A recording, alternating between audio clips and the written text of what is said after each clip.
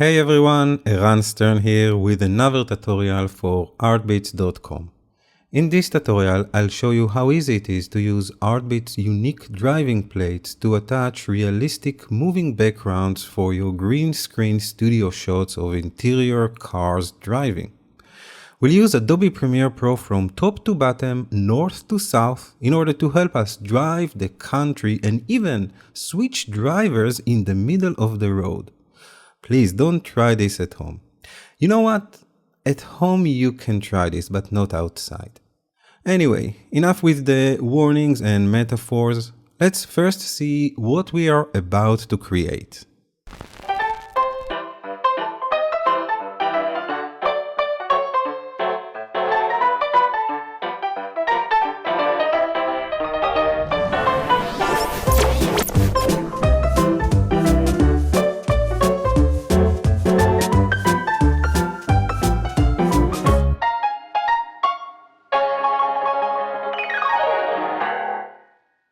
So this short movie was done entirely using green screen footage and some driving plates from Artbeats library. Let's take a closer look behind the scenes how I've managed to create it. I'm here inside Premiere Pro with my open timeline Drive My Car, in which I've already pasted and edited few of the green screen shots. Now these shots were shot using several Red Scarlet and Red Epic camera, meaning they were 3K in size. I've reduced them to a manageable size of 1080p. So just to let you know, I already placed an audio in the timeline, and this audio is courtesy of premiumbeat.com. But for now, let's take a look at the offline stage, and this is just so we can check if the story that we are about to tell is working. So I'm just going to press play and let's see it in this state.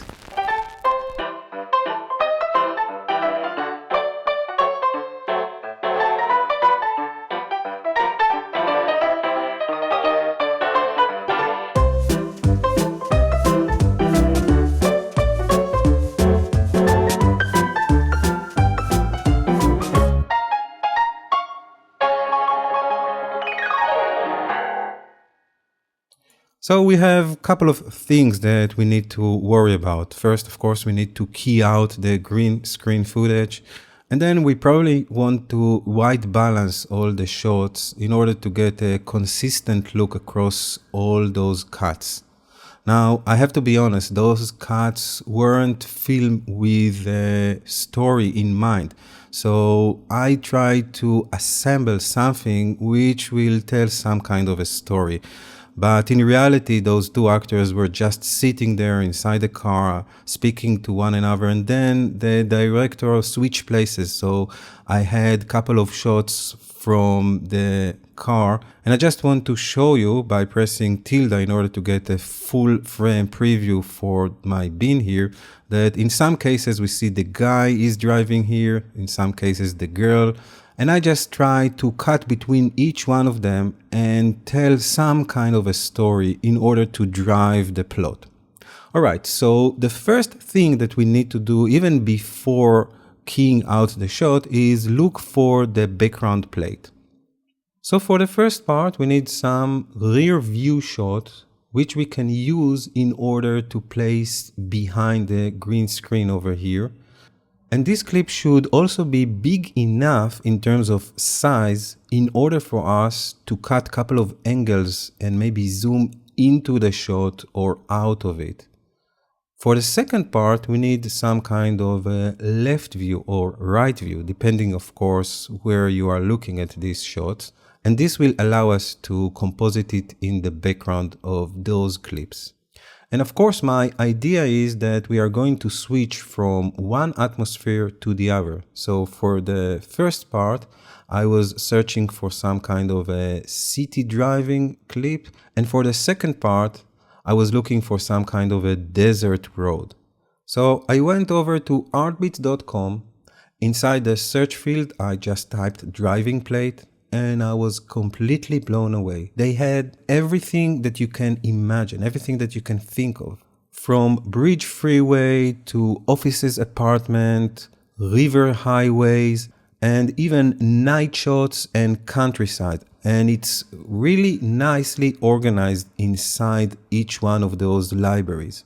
So after examining a couple of options, I've decided to go with the West Los Angeles residential clip.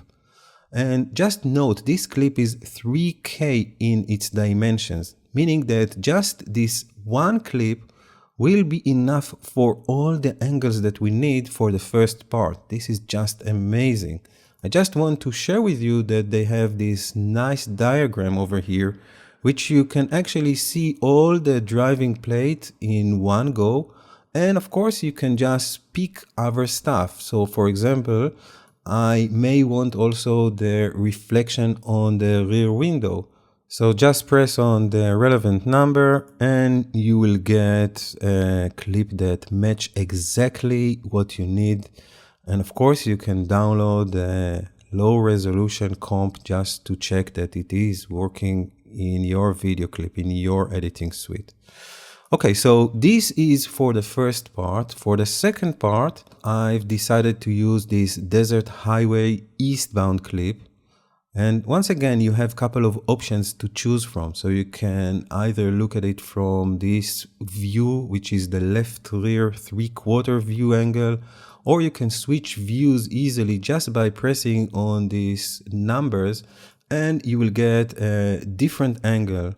And of course, everything is matching together. So if you decide that you want to use all those plates in one clip, just go ahead and download the whole package and you will have access to everything, which will be very easy in terms of continuity when you work with it inside your editing suite or effect suite. So this is for the footage itself. I've already imported those clips inside my bin here, and I just want to show you the plates themselves. So we already saw that we have the reflection for the window. This is the big clip over here. I'm going to press tilde and just play a couple of seconds from it because it is really an amazing clip. Once again, 3K in size, so you have a lot of pixels to work with. All right. And of course, a couple of clips for the second part, which is the desert row. So we have this one, and we also have the other angle, the 3/4 angle. Okay, so we're ready to composite everything underneath. Just in order to save some time, I'm not going to show you each and every step, but we're going to skip forward a couple of steps. I've already placed those clips underneath. So if I'm going to turn on the eye for my background layer and turn off the eye for the green screen layer, we can see that the footage is already in place and I've scaled and moved it to the correct position so it will match our foreground. I did it using the motion tab inside Premiere Pro. So for each one of the shots, I basically divide them. This is the same cut, just divided according to the upper track. And using the motion tab, I just moved it so it will match whatever we are seeing or supposed to see behind those two actors. So let's see how this was done. Let's re-enable the eye, select the upper clip over here. As you see, I have an RGB curves here, and this is just in order to bring the contrast back to the shot and to create a mild color correction for each and every clip. So for most of these clips, I've already took the time and just created a simple color correction in order for them to match each other. I'm just going to turn on the eye for each one, or the effects icon, I should say, for each one of those clips. Now let's work on the key itself. So select it here and go to the effects panel inside Premiere and start to type down Ultra, which will isolate the Ultra keyer under the keying category. I'm just going to drag it underneath our RGB curves. Use the eyedropper to sample the green color over here. And let's switch modes from the composite mode to the alpha channel mode just to see the results that we are getting. You can also play with those settings. you have a couple of presets. Let's start with the aggressive one, which will give us a good starting point. Then let's open up the matte generation and play with the shadows just a touch. And let's just check the composite. For now, I'm going to mute my audio and then press on the tilde key when my mouse is on top of the program monitor and play a couple of seconds just to check the result. And we see that we do get a very decent key, although we have a couple of problems, especially here at the edges of the green screen. I'm not going to worry about it for now because I know that in the final state, I'm going to zoom in even tighter to this shot. But I will show you a method inside Premiere how you may approach these kinds of problems and create a track matte effect. For now, let's just open up the spill suppression, maybe desaturate it a little bit more. Let's give it 70 here and also raise the spill suppression to 70 just to get rid of all the green leftovers from the key. And I think that we have a decent result and we can move forward. Now, this step is going to be the same for the other clips. So you have to go and select each of those clips, apply your color correction if needed, and then apply the ultra keyer. I'm just going to show you this once again. I'm just going to sample the green color from here. And then I'm going to select from the setting the aggressive preset. Take a look at the alpha channel to see how this looks. I think it looks quite nice. You may want to open the matte generation and lower the shadow just a touch. You can hold down Command if you're working on the Mac, Control if you're working on the PC to get a more precise control. Let's once again look at the composite over here. Open up the spill suppression. Maybe raise the desaturate to 60 and the spill to 70 just to get rid of all those green leftovers. And I think that we are in good state over here. And quickly, I'm going to repeat it for the third time, just in order to demonstrate that Premiere have a decent key, which will allow you to stay inside the editing suite and not worry about creating those stuff inside After Effects if you don't want to. Now, of course, at any given time, I can take this to After Effects and finesse it more over there. But I think that we will be able to finish everything over here. So for the rest of the shots, I'm just going to enable both the RGB curves and the ultra key, which I've already set, just in order to save some time. So I'm just going to select each one of those shots and in the effect controls, enable the ultra key and the RGB curves. Let's just switch between those two. So the color correction should be before you apply the ultra key. All right, so we are in good state right now. Let's take a quick look to see what we've managed to achieve. Now, in my case, I see that Premiere is showing me this red line. It means that it thinks that it will not be able to play it in real time due to the fact that I'm working with 3K plates and mixed effect and HD and stuff. So let's just reduce the resolution to half and press play, and it should be enough in order to see where we are. So we already see that the spot here is taking its shape, and we are switching between the Los Angeles view to this desert road, and everything is working according to our plans. So we have these foundations that we can work on and improve. The next step that I want to show you is how to apply the reflection for the glass. The plates for the reflection is this one. So this is the clip that I'm going to use. I already set it over here in video number 3. So if we're going to turn on the eye for it, we can see that it's already part of this shot. I just want to share with you that I use the sphere size effect inside Premiere just in order to warp and distort it, so it will mimic more or less the curvature of the glass over here. And I use the same idea, the same thing, which means that I've cut it in a couple of places and just use the motion tab inside Premiere in order to change the scale and the position so it will match according to what we need over here. Another point worth mentioning here is that I've set the opacity to 15% and the blending mode to screen. Those reflection plates are actually shot on the front of the car looking up. Screening those plates on top of these videos here will give the illusion of real reflections as we're supposed to see it. So I did the same for this shot as well and the upcoming two shots. And this brings us to this shot, which has a wider angle. So let's just zoom inside the timeline over here so we can see it up close and in person. And let's bring back the effect panels on top.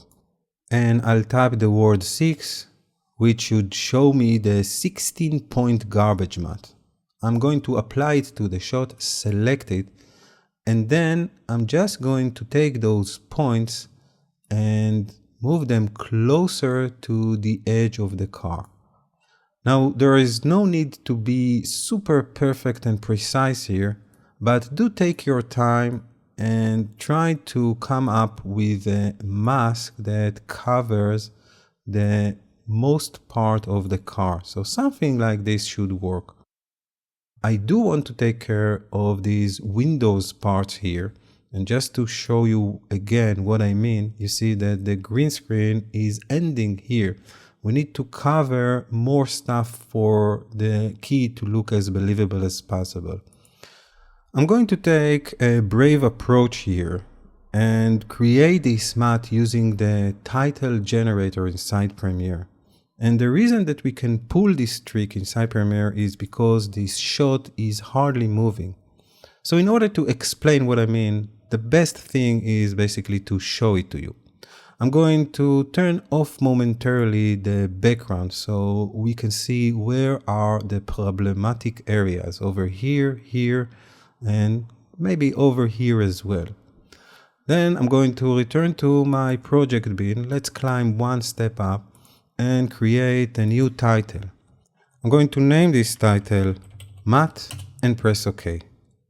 Now it's very important to zoom as much as you can, which means to extend the titler window because Premiere will not allow you to zoom into this frame. So just make sure to make it as big as possible. And then grab the pen tool over here and just draw a shape that will cover the missing part of the window. So maybe something like this. Now, this is a very weird behavior in Premiere. Even though we close this shape, if we want to fill it up, we need to change it from closed Bezier to filled Bezier. And this will allow us to define a fill color. I'm just going to fill it with black and make sure that there is no stroke to it. Now, once again, I'm going to repeat the same steps for the other part of the car. So make sure it is filled Bezier, and maybe also to this little portion over here. If we are here, let's do it as best as we can. Make sure it is a filled Bezier. Now, of course, you can select it at any given time, double click on the point, press Alt in order to create a curved Bezier connecting point and work on it as much as you can. I'm just going to do it over here as well. And as I mentioned before, this is not going to be the best key that you saw in the world, but it will suffice in order to convey the message.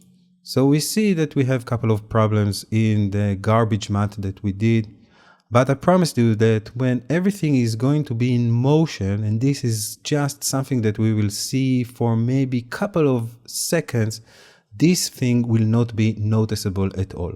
All right, so let's close it and make sure that this matte title is just on top of this clip. I'm going to press C in order to get access to my razor tool and crop it. Select the rest of this clip and make sure to delete it.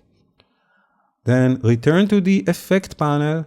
Let's search for the word track in order to see the track matte key, and then apply it to the footage layer. From the matte pull-down menu here, make sure that you are choosing your correct video. In my case, this is video number 4, and I also need to reverse my key here. So now we see that we've solved the problem of the windows and we cleaned up the shot quite nicely.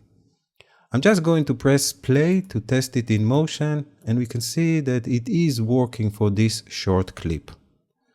Okay, I'm going to use my mouse scroll in order to close this video, and this will expose that we have a couple of more layers here. So video 5 and video 6 already have some information. On video 5, I've added an adjustment layer and I've named it camera shake. I just want to show you what I did.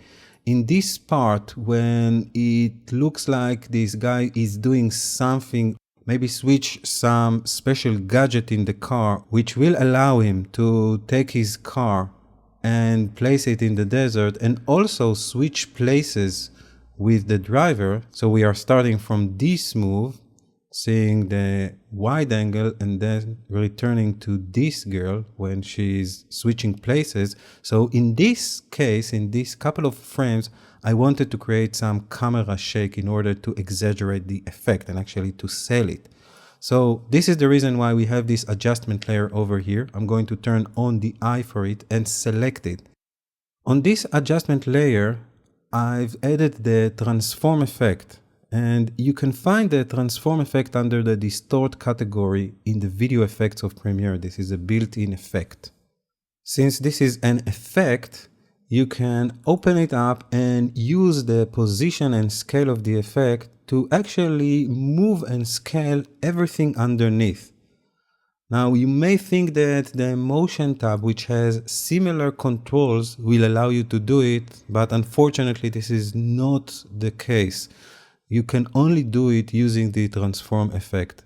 So I've set a couple of keyframes and basically move the position a little bit to the right, a little bit to the left, up and down, and of course also change the scale. And after doing so, I've selected all the keyframes, right-clicked on them, and then from the temporal interpolation, I've set it to Auto Bezier. So this is the reason why we are seeing small dots over here.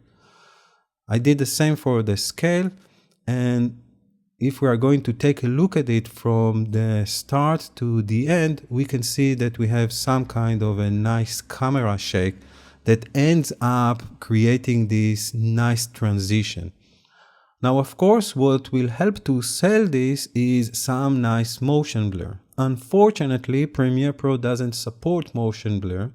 So you can select all of this, render it as a movie, send it to After Effects and render the motion blur over there.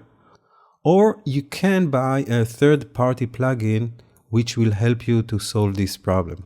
And this is what I have here on video number 6. So I will turn on the eye for it, select this adjustment layer, and show you that I have this real smart motion blur effect, which you can buy as a third-party solution from Revision Effects. And I will show you all the links at the end of this tutorial. This will render motion blur on top of everything according to the movement that we've created using this camera shake. This effect is very render intensive, so chances are that you will not be able to play it in real time, but let's give it a try. I'm just going to reduce my resolution here to 1/4 and press play, and we can get a sense of what it will do for us. So those are the necessary steps that I did here in this timeline in order to make it as believable as possible. And now comes the fun part. After we've established a good beginning point using the built-in keyer and all the effects that I've showed you, we can dress it up even further, add some titles, and create the finished version. I'm going to walk you through these steps by opening this Switch Drivers timeline. which hosts the same timeline that we worked on. So this Drive My Car timeline is this version of the timeline that we just worked on. If we are here, let's unmute the audio so we can hear it over here. So this is basically a nested composition or a pre-comp if you're coming from After Effects terms. And this composition is already over here. I've scaled it to 77% because this timeline, if we're going to take it to the sequence setting, is 1280 by 720. This, of course, explains why I wasn't worried too much about the precision of the garbage matte that we worked on the previous timeline. I'm going to switch the resolution to half over here as well, just in order to demonstrate few things that I did here. So we have an extra 2 channels. One, which is video number 2, hosts all the titles. So this is almost like a silent movie treat. I'm bored of the city, she thinks. I want to drive to the end of the world. Okay then, watch this. It's doing its magic. This is all the things that we did. And by the way, over here, just in order to introduce a little bit more of maybe a high-tech thing, I've created here a color matte layer, which basically will allow you to choose any color you like. So in this case, let's say blue. I took this, placed it over here, and just to show you under my titles over here, you can see this is the color that I've used, the bright cyan. I've added the cross dissolve at the beginning and the end of it. And this helps to create a bright flash just at the moment of the transition from the city to the desert. So this is what we have here. Of course, this accompanied with 2 sound effects that will help to sell the illusion. And before warping it up and showing you the final treatment on video 3, I briefly want to show you what I've used here. This is a nice impact-free transition that I really like that you can get also if you want to use it inside Premiere Pro. In the effects panel, I'm just going to delete my recent search, open up the video transition, and show you that I'm using here the film impact transitions.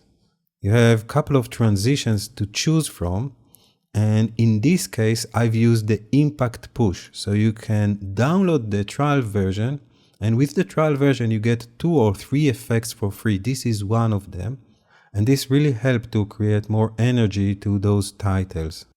And on top of everything, we have another adjustment layer. I'm just going to turn it on.